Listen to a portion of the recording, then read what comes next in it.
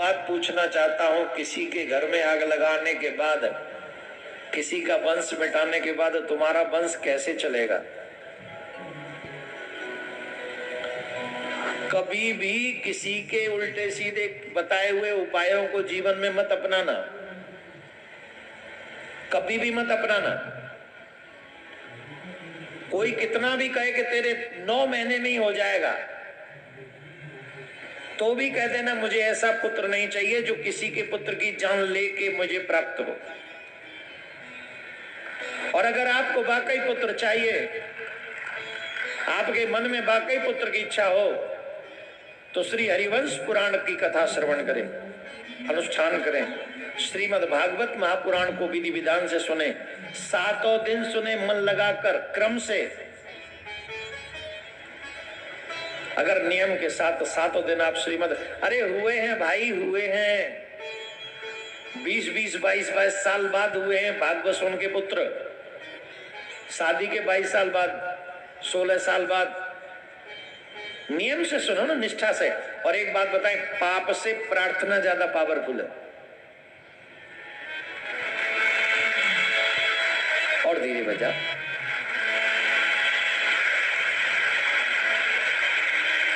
पाप से प्रार्थना ज्यादा पावरफुल। तो पाप करने की बजाय प्रार्थना कीजिए, और प्रार्थना करेंगे। अच्छा, इसी बात पे कहानी याद आ रही, बोलूं क्या? बोलूं? एक बार नारद जी भ्रमण करते हुए जा रहे थे, तो नारद जी एक गांव में पहुंचे। नारद जी जब एक गांव में पहुंचे तो वहां एक किसान था, बहुत अच्छा संपन्न किसान, बहुत अच्छा किसान था, बहुत संपन्न था। संत को देखा तो उन्होंने बैठाला कि आइए महाराज बैठिए, प्रसाद पाइए, भोजन कराया, इत्यादि इत्यादि सेवा की। नारद जी उसके स्वभाव से, उसकी सेवा से बहुत प्रसन्न हुए। नारद जी ने कहा, भाई देखो कुछ मांग लो। अरे बोले महाराज कुछ नहीं मांगना है। बोले सब संपन्न तो हो? बोले वैसे तो सब कृपा है, एक ही दुख है। बोले क्या? हमारे घर में संतान नहीं। आपकी कृपा हो जाए तो एक पुत्र हो जाए, बड़ी कृपा होगी। नारद जी ने कहा, देखो ऐसे पुत्र वाली बात है तो हम नारायण से पूछ के आते हैं, तुम्हारे घर में पुत्र क्यों नहीं? नारद जी नारायण भगवान के पास में गए। बोले महाराज फलाने गांव में एक किसान है, बड़ा संत सेवी है, बहुत संत सेवा करता है, लेकिन उसके घर में कोई संतान नहीं। आप कृपा करके उसको एक बेटा दे दो। नारद जी से करना ना ना ना ना, नारायण ने करना ना ना ना ना, वचन मत दे देना, एक जन्म की छोड़ो, इसके तो 7 जन्म में भी बेटा नहीं है। बोले कुछ भी ऐसा वैसा 8वें जन्म का इस जन्म में मिल जाए, कुछ नहीं होगा। बोले ठीक है। नारद जी किसान के पास लौट के आए और ज्ञान दे दिया। अरे कौन किसका बेटा, कौन किसका, अरे कुछ नहीं है, भगवान का भजन करो, बेटा बेटी कहीं सुख नहीं देते हैं। देख लो कानेपुर में तमाम बेटे वाले घूम रहे हैं, बहू ले लेके वो अलग चले गए, अकेले माँ बाप रह रहे हैं। क्या तुम बेटा बेटा करते? कुछ नहीं रखा है इन बातों में। बोले अच्छा। चुप हो गया बेचारा, और क्या करता। नारद जी चले गए। कुछ समय बाद एक महात्मा आए उस गांव में, और महात्मा कहते हैं, एक रोटी दो और एक बेटा लो। क्या बोले गांव में? एक रोटी दो, एक बेटा लो, एक रोटी दो, एक बेटा लो। ये आवाज किसान ने सुन ली। बोले अब बड़ा अच्छा महात्मा है ये तो। लेके आए, आओ आओ महाराज कितनी रोटी खाओगे? बोले जितना तुम बेटा चाहो। 4 रोटी खिलाई महाराज किसान ने। 4 ही होंगे। आशीर्वाद देके गए महात्मा, चले गए। कुछ समय बाद नारद जी फिर निकले वहां से, समय थोड़ा ज्यादा हो गया, तो देखा वो किसान थोड़ा वयोवृद्ध हो गए हैं और उनकी गोद में 3-4 बालक खेल रहे हैं। तो नारद जी बोले चलो कुछ तो सुखी हुआ। किसान पहुंचा, किसान के पास नारद जी पहुंचे। नारद जी को देख के किसान ने प्रणाम किया और पूछा किसके हैं। नारद जी को तो पता था इसके तो है ही नहीं, 7 जन्म में होने ही नहीं इसके। तो पूछ रहे हैं किसके हैं, किसके बच्चे हैं। बोले किसके का किराए पे लाया हूं, मेरे ही हैं, मेरे नाती हैं ये तेरे। हाँ मेरे नाती हैं ये। कैसी बात कर रहा है, ऐसे हो ही नहीं सकता, तेरे तो 7 जन्म कोई बेटा ही नहीं था। बोले 4 बेटे हैं, 4 के 3 नाती हो चुके हैं। क्या आप सारे महात्मा तुम जैसे थोड़ी होते हैं, मुझ जैसे। बोले आप तुम तो कह गए थे 7 जन्म कुछ नहीं होगा। नारद जी को बड़ी अकड़ी बात, बोले कमाल कर दिया, ये तो भगवान ने हमको झूठा बना दिया।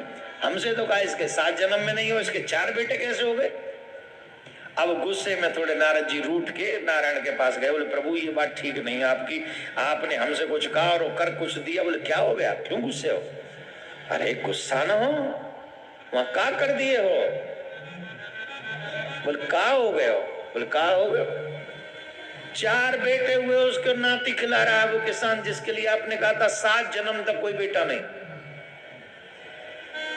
किसी महात्मा को आपने सच्चा बना दिया और मुझे झूठा बना दिया उस किसान की नजर में।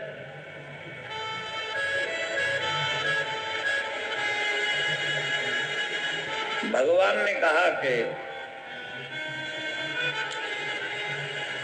भगवान ने उसी समय पेट पकड़ के बैठ गए।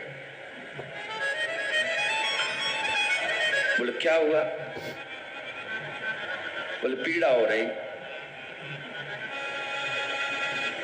बोले पीड़ा कैसे समाप्त होगी। बोले कोई मेरा सबसे प्रिय भक्त अपना हृदय चीर के मुझे दे दे तो मेरी ये पीड़ा समाप्त हो जाए। नारद जी बोले बताओ मैं क्या करूं। बोले अब आप देखो क्या करोगे। बोले ठीक है मैं पृथ्वी पर जाता हूं, देखता हूं कौन आपका प्रिय भक्त है जो अपना हृदय चीर के आपको दे दे। अब नारद जी वो ढूंढे ढूंढे ढूंढे, तमाम मालाधारी मिले, तमाम तिलकधारी मिले, तमाम मंदिर जाने वाले मिले, तमाम तीर्थ जाने वाले मिले। अपना हृदय दे दो ठाकुर जी दुखी है, अपना हृदय दे दो नारायण दुखी है, कोई न दे। एक वन में होके जा रहे थे, उसी समय एक महात्मा आ गए। महात्मा को देखा, महात्मा से पूछा क्या कर रहे हो। बोले भगवान का भजन। बोले किसका। बोले नारायण का। अरे नारायण का, तुम नारायण के भक्त हो। बोले हाँ क्यों नहीं। बोले नारायण को पीड़ा है इस समय। बोले क्या पीड़ा है। बोले कोई पीड़ा है और वो उनकी पीड़ा तभी दूर हो सकती है जब कोई अपना हृदय चीर कर उनको दे दे। मेरे नारायण को कष्ट है, मेरे नारायण को पीड़ा है। तुरंत वहां छुरी रखी थी, उठाई और अपने हृदय पर प्रहार कर दिया। लो नारायण को जाके दे दो, वो स्वस्थ हो जाए।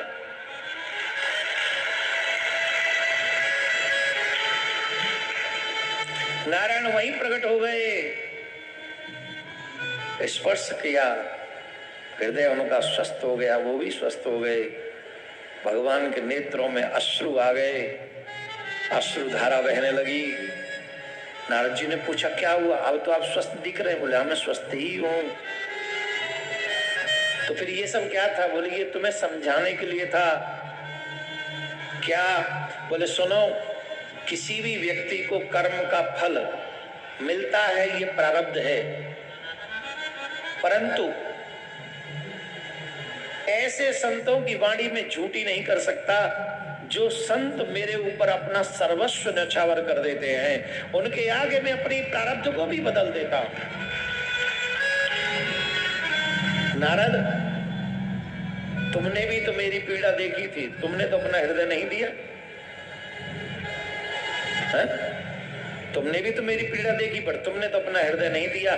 इसलिए तुम्हारे कहने से तो 7 जन्म में भी पुत्र नहीं होना था, लेकिन जिस महात्मा के कहने से मैंने 4-4 बेटे इसी जन्म में दे दिए, उस महात्मा को देखो जैसे ही सुना नारायण दुखी है, अपना हृदय चीर दिया उन्होंने। ऐसे संत जो मुझ पे समर्पित हैं, मैं उनके कहने से क्या नहीं कर सकता,